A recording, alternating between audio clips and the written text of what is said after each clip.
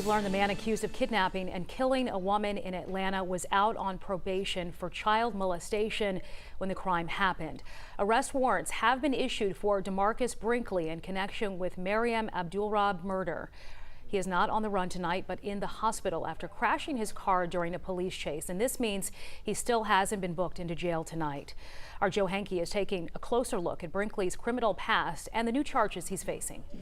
Court records show the last time Atlanta police arrested DeMarcus Brinkley, it led to him spending 7 years behind bars and being convicted of child molestation.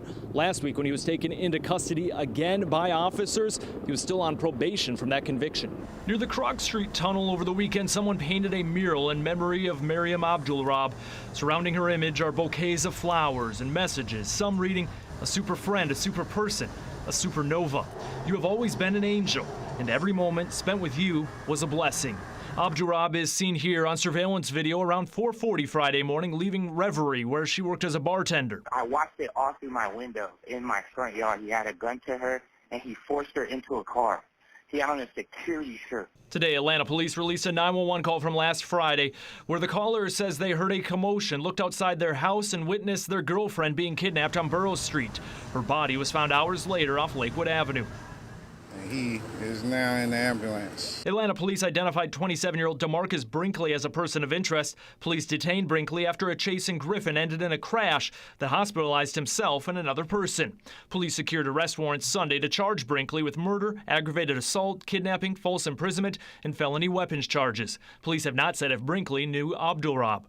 Atlanta police Monday did confirm officers in 2013 arrested Brinkley for child molestation.